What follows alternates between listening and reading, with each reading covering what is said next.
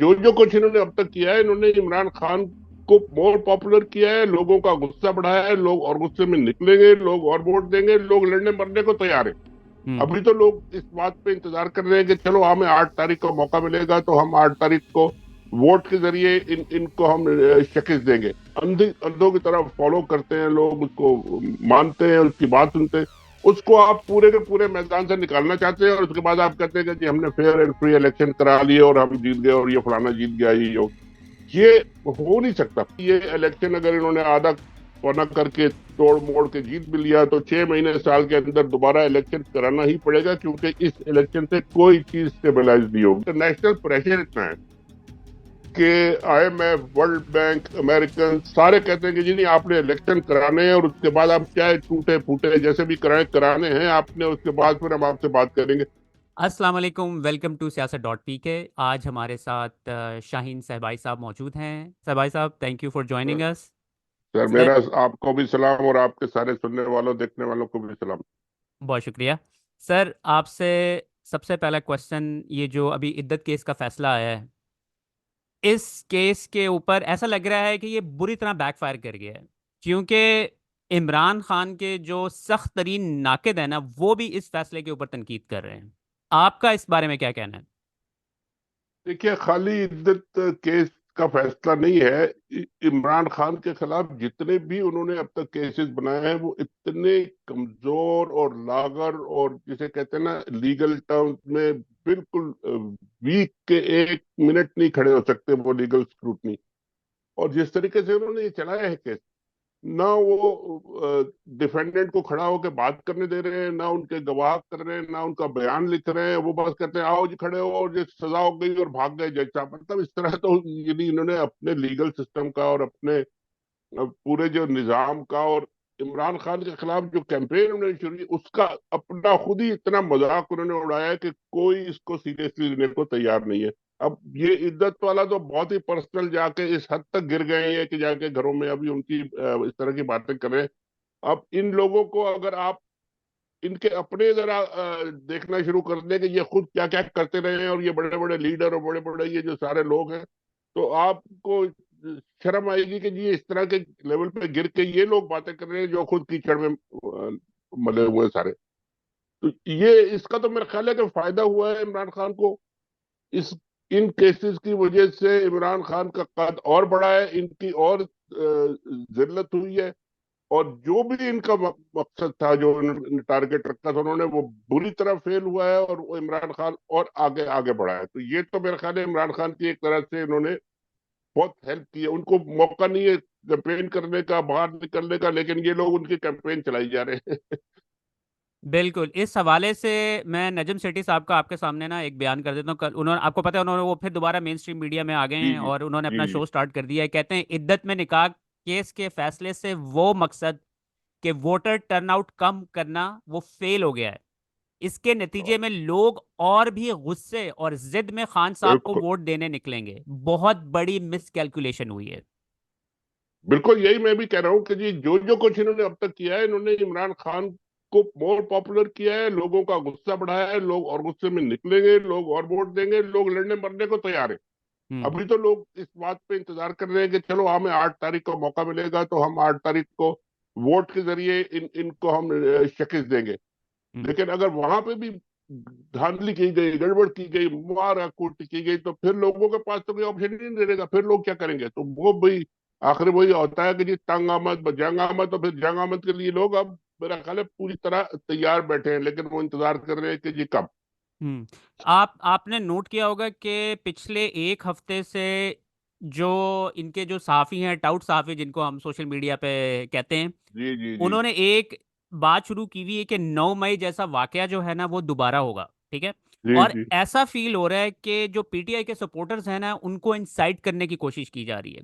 सबसे बिल्कुल। पहले पहले इन्होंने बलोचिस्तान के अंदर बम धमाका हुआ पीटीआई की रैली के ऊपर, जिसमें 4 अफराद शहीद हो गए। जी। उसके बाद फिर एक और नौजवान को कत्ल कर दिया गया गोली मारकर।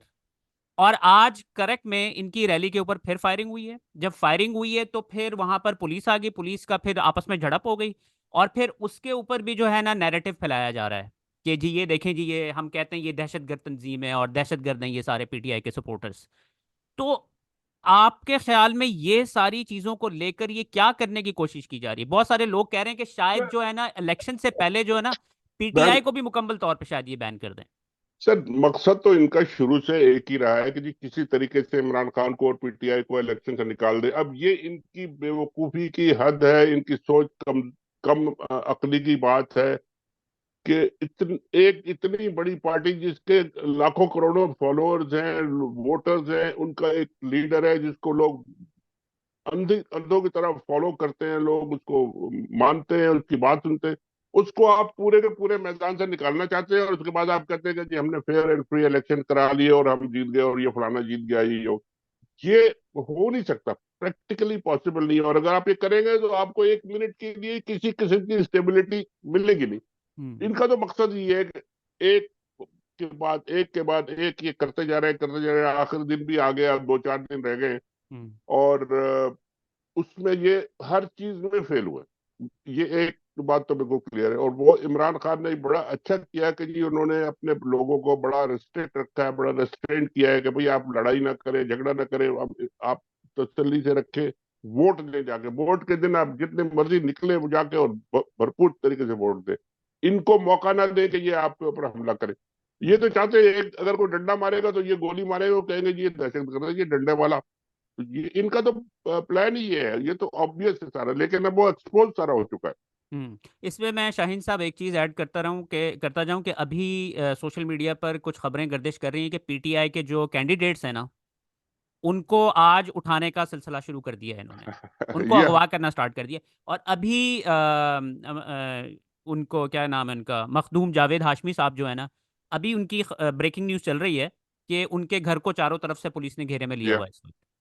नहीं, अभी अभी 5 मिनट पहले मुझे कराची से एक इनके कैंडिडेट साहब का फोन आया था कि जी हम क्या करें, हमारी सारी गाड़ियां इन्होंने पकड़ ली, हमारे सारे वोटर, कोई अगर हमारा टोपी पहन के बंदा मोटरसाइकिल पे निकलता है उसको पकड़ लेते हैं, उससे कार्ड छीन के ले जाते हैं, मोटरसाइकिल छीन। कहता है हजारों हमारे जो वर्कर्स हैं उनको सबको सड़कों से पकड़ पकड़ के उठा के ले जा रहे हैं कि हम्म। वोट न दे। और सारी वो ये भी बता रहे थे कि पूरा जो लिस्ट है जो बनाई है इन्होंने, इलेक्टोरल लिस्ट, ये सारा इतना गड़बड़ है। कोई एक आदमी के सही जगह नहीं मिल रही कि वोट कहाँ है, उसकी फैमिली का वोट कहाँ है, कोई इधर है, कोई उधर है, कोई उधर, एक मतलब है कि मैस मचाया हुआ है। और इस मैस के अंदर ही मेरा ख्याल है इनका प्रोग्राम ये है कि ये मैस इतना बड़ा मचेगा कि जी कोई फैसला नहीं होगा और फिर ये ऐलान कर देंगे कि जी बस ये फैसला हो गया और ये जीत गया, ये हार गया और आप फिर करते रहे जो करना है।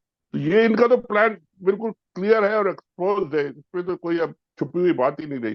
प्री हम्म। पोल लिंकिंग मेरा ख्याल है हिस्टोरिक, पाकिस्तान में शायद ये दुनिया में कहीं इस तरह की प्री पोल रीडिंग नहीं होगी जितनी अब हो रही है।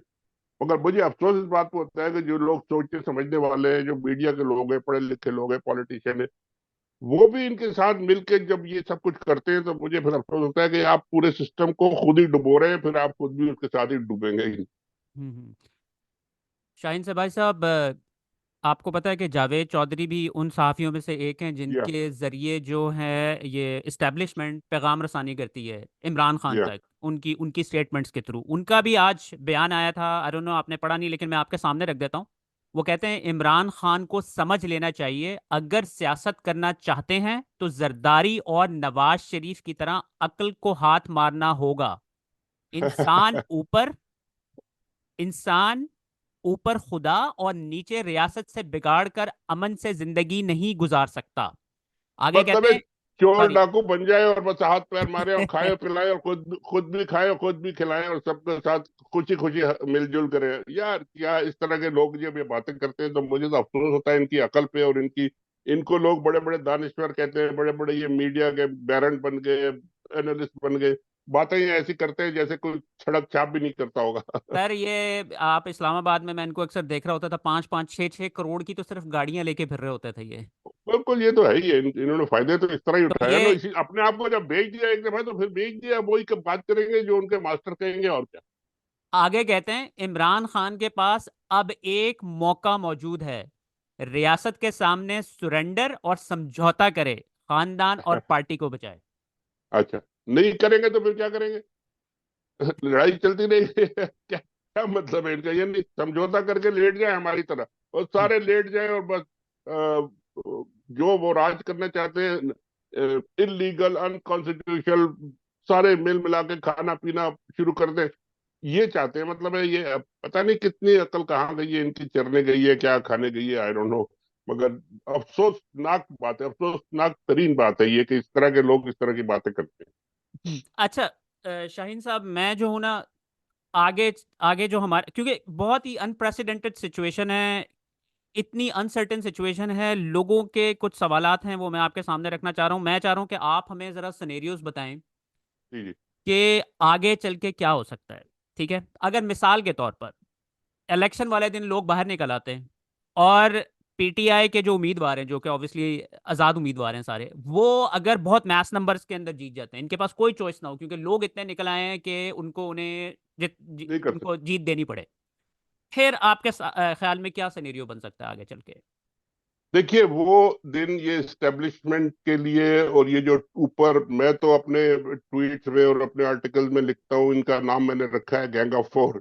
ये हम्म। 3-4 लोग हैं जो के तीन मिलिट्री के और कुछ जजेस हैं, और ये सब मिलके पूरा ये सारा चला रहे हैं सिस्टम। इन्होंने अब तक जो कुछ किया है उन वो फेल हुए उसमें, जैसे आपने पहले भी बात की। लेकिन आखिरी झटका जो है ना, जिसे कहते हैं ना कि वो last draw on the camel's back, कि आप इतना बोझ डालने उसके कमर पे, गधे की या ऊंट की, कि वो फिर बर्दाश्त ही नहीं कर सके, तो ये 8 तारीख जो है ये आखिरी दिन होगा। अगर लोग निकल आए तो ये फिर इनका आखिरी दिन होगा। उसके बाद फिर मेरा ख्याल है लोग और इनके अंदर के जो इदारे जो हैं, उनके अंदर भी लोग नहीं सुनेंगे इनकी बात, कि जी आपने सारा दुनिया का हर गंद करके देख लिया है, हर हरबा इस्तेमाल कर लिया, हर तरह से दबा लिया, मार लिया, पकड़ लिया, और फिर भी लोग नहीं आपकी बात सुनते, लोग निकल आए। अब आप अल्लाह का वास्ता है माफ कर दें, इनफ इज इनफ। और फिर वो ये लोगों से जान छूटने का कोई तरीका बनेगा। तो एक तो सिनेरियो ये है कि ये लोग निकलेंगे तो इनके लिए ये मौत का पैगाम आएगा। दूसरा ये कि फिर उस सिचुएशन में करेंगे क्या? 200 लोग अगर इंडिपेंडेंट है, उनको आप पार्टी बनाने नहीं दे रहे, उनको आप किसी पार्टी में ज्वाइन नहीं करने दे रहे, ऐलान कर दिया इलेक्शन कमीशन ने कि कोई इंडिपेंडेंट ज्वाइन नहीं कर सकता, तरह तरह के अजीब अजीब किस्म के बातें हैं, और लॉ और कानून और ऑर्डर इश्यू कर रहे हैं। कोई उसका बेसिस नहीं है, कानून में कोई जगह नहीं है, कोई कहीं लिखा नहीं है, करे जा रहे हैं। तो वो फिर एक कंफ्यूजन टोटल बनेगा कि जी अब किसी ने, बल्कि ये भी कहा था मैंने, पता नहीं चीफ इलेक्शन कमिश्नर है या किसी और ने, कि आजाद भी प्राइम मिनिस्टर हो सकता है। आजाद ग्रुप का भी कोई प्राइम मिनिस्टर बन सकता है। तो ये अब इस तरह की बातें जब कर रहे हैं, तो वो एक टोटल मैस बनेगा, एक टोटल कंफ्यूजन बनेगा, इनके हाथ में कोई चीज नहीं रहेगी। और फिर अल्लाह जाने पाकिस्तान का क्या बनेगा क्या नहीं बनेगा। अक्सर लोग ये कह रहे हैं कि जी ये इलेक्शन अगर इन्होंने आधा पौना करके तोड़ मोड़ के जीत भी लिया, तो 6 महीने साल के अंदर दोबारा इलेक्शन कराना ही पड़ेगा, क्योंकि इस इलेक्शन से कोई चीज स्टेबलाइज नहीं होगी, ना पॉलिटिक्स स्टेबलाइज होगी, ना आपकी इकोनॉमी होगी, ना आपके इंटरनेशनल जो जो इन्वेस्टर्स हैं वो आएंगे, ना आपके पाकिस्तानी जो लोग हैं बैठे हैं वो पैसे देंगे।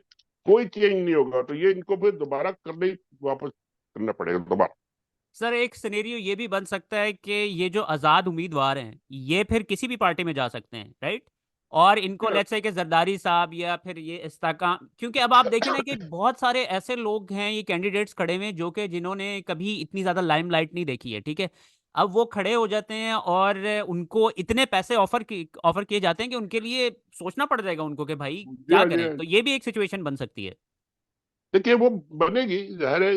अब अव्वल तो ये है कि कोई अगर कैंडिडेट अपनी स्ट्रेंथ पे जीतता है, तो वो तो उसके उसके अख्तियार है कि जी मैं खुद जीता हूँ और मैं जहां भी जाऊं मर्जी है। लेकिन अगर कोई पीटीआई के सपोर्ट से जीता है, उसके टिकट पे जीता है, उसके लोगों ने उसको सपोर्ट किया है, तो उसके ऊपर एक मॉरल, यानी एक वो होगा, जमीर पे बोझ होगा कि जी मैं इनके नाम से जीता हूँ और लोटा बन जाऊं, और लोटा के अपने हिस्ट्री देख लिया कि जी लोटों का क्या हशर होता है और किधर जाते हैं, और बेचारों को बाहर निकलने के लिए मुंह छुपाना पड़ता है। तो ये एक मॉरल प्रेशर तो होगा, कि कितने लोग ऐसे हैं जो अपने आप को बेच के जरदारी के साथ या इनके साथ या मिल जाए।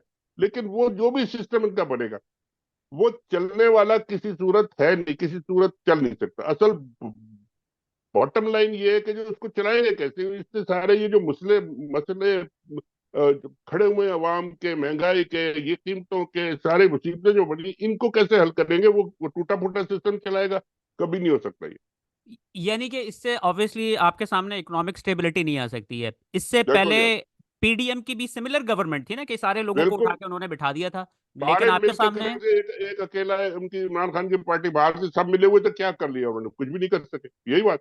जी जी बिल्कुल। और, अच्छा, और इस दफा तो बड़ा क्लियर, अगर अगर वर्डिक्ट आ गया तो वो बिल्कुल और मुश्किल हो जाएगा फिर। बिल्कुल शाहीन साहब, मेरा एक पर्सनल क्वेश्चन, मेरी तरफ से मेरा क्वेश्चन है ये। मुझे आप ये बताएं कि पाकिस्तान में बच्चे बच्चे को पता है कि क्या हो रहा है इस, हर एक को क्या? पता है। आप नून लीग के सपोर्टर से भी बात करें ना, वो भी इसको कहते हैं कि यार ये पहले भी इस तरह ही होता रहा है, अब भी हो रहा है, तो क्या है, राइट? मेरा आपसे सवाल ये है कि ये इलेक्शन, ये अरबों रुपए, ये खर्च करके किसको दिखाने की कोशिश की जा रही है? यानी कि पाकिस्तानियों को तो पता है ना, पाकिस्तानियों के सामने आप इलेक्शन करें या ना करें, सबको पता है कि भाईजान ये मिलिट्री पिक करके ये जो है ना हमारे सरों के ऊपर बिठा रही है।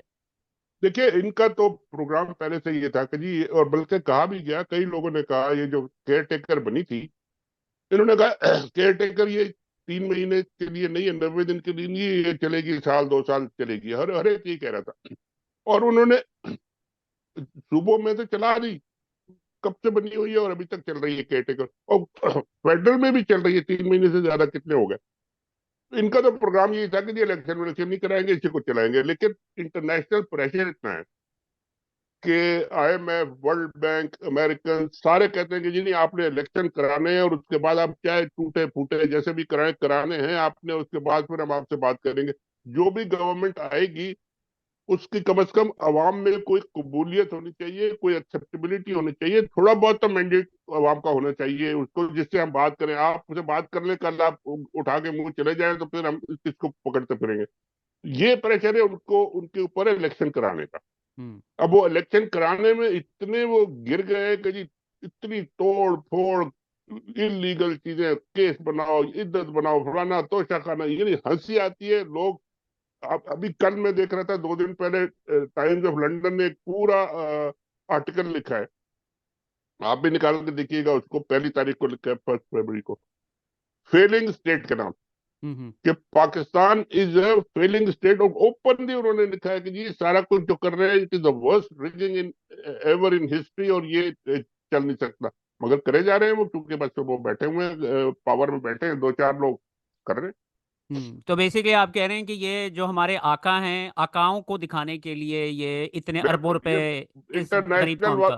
इंटरनेशनल लोगों को दिखाने के लिए, लेकिन वो भी देख रहे हैं कि जी आप क्या गंद कर रहे हैं, वो भी कोई मानने को तैयार नहीं है, जो कुछ आप कर रहे हैं। तो फिर यानी कि फिर ये, अगर इस तरह इलेक्शन हो भी जाते हैं, नवाज शरीफ को जबरदस्ती बिल्कुल। मुसल्लत कर भी दिया जाता है, इंस्टेबिलिटी आपकी रहेगी, इकोनॉमिक इंस्टेबिलिटी, और फिर और दोबारा अगर वो ये कहें कि भाई ये भी गलत है, फिर क्या वो तो होगा? कहेंगे, जब आपका सिस्टम ही नहीं चलेगा, जब हाँ। आपके ऊपर कोई यकीन ही नहीं करेगा, जब आपका लोग ही नहीं मानेंगे, आपके लोग नहीं मानेंगे, हम्म। तो बाहर वाले लोग अपने आके करोड़ों अरबों डॉलर आपके खिदमत में कैसे पेश कर देंगे? वो कहेंगे पहले आप स्टेबिलिटी तो लाए अपने मुल्क में, लोगों को एक्सेप्ट, अंदर तो एक्सेप्टेबिलिटी हो, लोग माने, तो फिर हम बात करें आपसे। और यही सबसे बड़ी मुसीबत है। लेकिन मुझे सर भाई साहब फिर समझ नहीं आ रही है कि जो ये सब कुछ कर रहे हैं वो क्या सोच रहे हैं, यानी कि वो वो मुझे, यानी कि आम बंदे को इस बात की, इट्स माइंड बॉगलिंग। बिल्कुल, वो सोच रहे हैं कि जी हम बैठे हैं, और हम डंडे के जोर पे और तोप और बंदूक और ये सब, पुलिस बना के फौज को मार कटाई करके सब कंट्रोल कर लेंगे। और वो अभी तक उनसे 1 टका लाल कंट्रोल नहीं हो सका है। और अभी तो लोग इंतजार में बैठे हैं कि जी हम इलेक्शन का आखिरी जो हमारे पास एक मौका है, जिसको हम इस्तेमाल कर ले, अगर हमें करने दिया तो हम कर लेंगे, और फिर हम दिखा देंगे कि जी हम कहाँ खड़े। अगर ये भी नहीं करने दिया, तो फिर तो लोग, सीधी सीधी लड़ाई है, फिर तो सीधी मार कुटाई है, आप निकलेंगे, लोग पीछे आपके डंडा लेके निकलेंगे, और फिर ये कहाँ तक जाएगी, अल्लाह आई डोंट नो, अल्लाह खैर करे पाकिस्तान के। फिर सिविल वॉर की तरफ बिल्कुल जाएगी सब। सर भाई साहब, एक सिनेरियो है जो कि मोस्ट लाइकली नहीं होगा, वो ये है कि इमरान खान अगर उनके साथ डील कर लेते हैं, यानी कि उनका जो उन्होंने जो प्लेट में रख के दिया है, वो कहते हैं 3 साल तक आसिम मुनीर साहब हैं, जब तक आसिम मुनीर हैं तुम अपनी जो है ना कट ऑफ कर दो सियासत से, तीन बनी बिल्कुल। गाला में नजर बंद हो जाओ, ये कहते हैं वो, राइट? ये इसके बारे में आप क्या कहते हैं? ये ख्वाहिश है उनकी जी, ख्वाहिशों पे आप पाबंदी से नहीं लगा सकते उनके। अब तक जो कुछ उन्होंने किया है वो भी सारी ख्वाहिशें थी। उन्होंने पकड़ के देख लिया, बंद कर दिया, मार दिया, औरतों को पकड़ दिया, खानदानों को रुला दिया, अजीब अजीब किस्म के केस बना दिए। लेकिन इमरान खान साहब तो खड़े हुए हैं, और वो जितना वो खड़े हुए हैं उतना उनका कद बढ़ रहा है, उतनी उनकी पॉपुलैरिटी बढ़ रही है, और यही उनकी मुसीबत बनी हुई है। हम ये करते हैं उल्टा, वो ज्यादा उनके जो रेटिंग जो है ज्यादा बढ़ जाती है, तो हम क्या करें? यही इसी चक्कर में फंसे हुए हैं, और अब ये इससे बाहर नहीं निकल सकते, खुद अपने ट्रैप में ये खुद फंसे हुए हैं। हम्म। वैसे शाहीन से भाई साहब, यानी कि मैं जब इन चीज़ों को देखता होता था ना, तो मुझे लगता होता था, मैं कहता होता था कि यार ये आजकल जो है ना डिजिटल मीडिया का दौर है, सोशल मीडिया का दौर है। एक एक बच्चा बच्चा जो है वो इन्वॉल्व है पॉलिटिक्स के अंदर। मुझे याद है कि जब हम छोटे होते थे, हमें हमें यही नहीं, हमें हमारे लिए सिर्फ खबरनामा आता होता था रात का। जी ठीक हाँ, है, और बिल्कुल। उसके बाद 10 बजे एक प्रोग्राम आता होता था। ये पॉलिटिक्स होती थी। इस वक्त सिचुएशन ये है कि मेन स्ट्रीम मीडिया को जब से इन्होंने टेक ओवर किया है, लोगों ने कंप्लीटली वॉच करना छोड़ दिया है। बंद कर अब दिया है सर, मैं खुद नहीं देखता, अब कई कई हफ्ते कोई में टीवी नहीं देखता, बिल्कुल पॉइंट ही सही है। कोई नहीं है देखने का, सबको पता है कि ये दो बिल्कुल, नंबरी हो रही है। और ये इसके होगा बिल्कुल। इसके ऊपर इन्होंने 10 अरब रुपए लगाया पिछले 16 महीनों में, इनको बांटे हैं जी मीडिया को। जी जी लेकिन जी। हाँ उसका हाँ। इम्पैक्ट जीरो हुआ है। अब जीरो। उसकी जगह जो है, मेरे जैसे लड़के जो बैठे हुए हैं जिनके पास कुछ भी नहीं है, कि ये कैमरा टेलीफोन का लगा के आपसे बात कर रहा हूं मैं, बिल्कुल इसको बिल्कुल। लाखों लोग देख रहे हैं।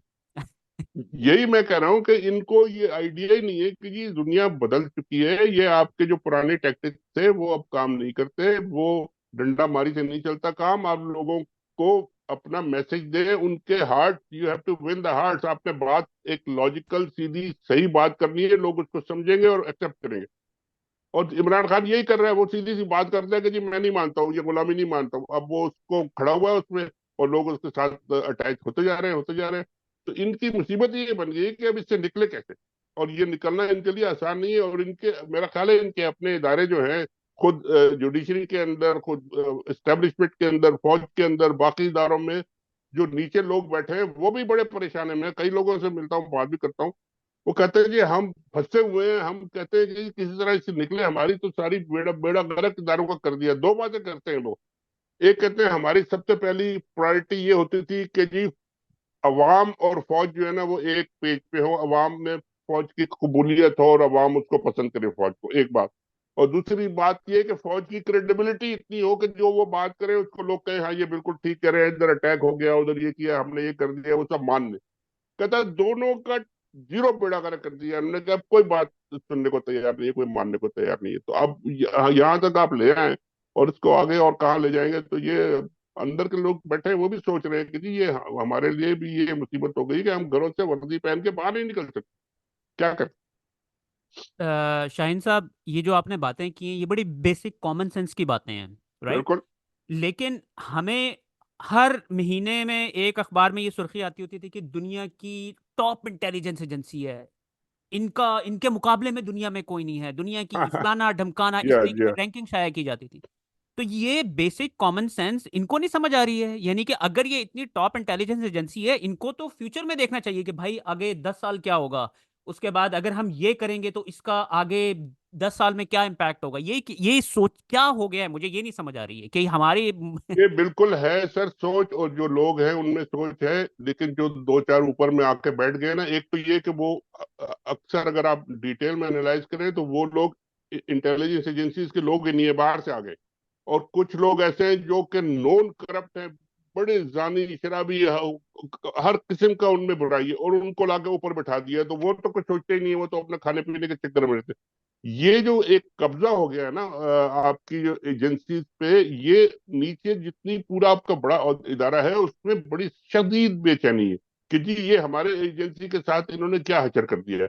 और इसी वजह से लोग बड़े परेशान भी है कि ये आखिर खत्म कब होगा और कहाँ खत्म होगा, ये किस बात पे खत्म होगा? आखिर लोग क्या हमें आके पत्थर मार के हमारे दफ्तरों को जलाएंगे तब खत्म होगा, क्या होगा ये? तो ये एक बहुत सीरियस बात है, और इसका नतीजा मेरा ख्याल है आखिर ये एक माइलस्टोन आपका 8 मई का आ रहा है, उसके बाद भी दो चार एक दो माइलस्टोन आएंगे। उसके बाद जब लोगों को पता चल जाएगा कि जी सारे रास्ते इन्होंने बंद कर दिए और हम अब कुछ नहीं कर सकते, हमारे पास कोई रास्ता नहीं है अपने लड़ने का या अपनी बात मनवाने का, फिर लोग आ जाएंगे कि जी ठीक है, फिर आप अगर जंग करते हैं तो फिर हम भी जंग करते हैं, तो फिर वो बड़ी खतरनाक सिचुएशन बनेगी।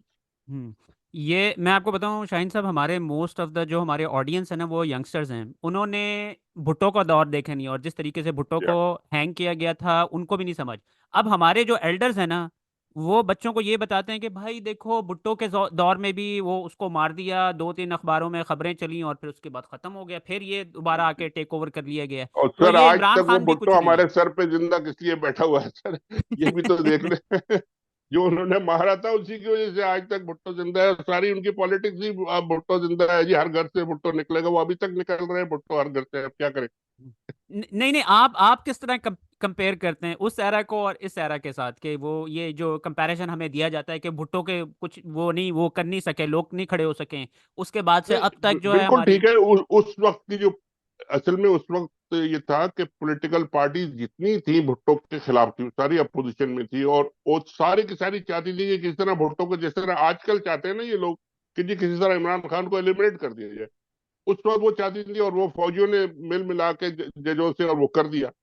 तो ये बड़े खुश थे कि जी चलो जी अब भुट्टो एलिमिनेट हो गया, वो सारी उम्र के लिए भुट्टो उनके सर पे सवार हो गया। और जब आपने फिर देखा कि जब बेनजीर वापस आई है 86 में, और लाहौर और कराची के जो लाखों मिलियंस के लोगों ने जाके जब उनको रिसीव किया है, तो इनकी आंखें खुल गई कि यार ये तो हमने भुट्टो को मार दिया था, वो दफन कर दिया था, ये तो फिर दोबारा निकल के खड़े हो गए। तो ये इस तरह कोई कामयाब नहीं होता, कोशिश इनकी होती है, लेकिन ये कामयाब इस तरह हो नहीं सकता कि आप अवाम को इंसल्ट करके, अवाम की इंटेलिजेंस को इंसल्ट करके अगर आप किसी को जबरदस्ती करके मार दें, तो वो फिर दोबारा इतना जबरदस्त रिएक्शन उसका होता है कि आप फिर संभाला नहीं जाएगा। और यही हो रहा है इमरान खान के साथ भी, यही हो रहा है। और मेरा ख्याल है अगर इन्होंने खुदा ना खास्ता इसको कोई नुकसान पहुंचाया तो बहुत ज्यादा रिएक्शन होगा।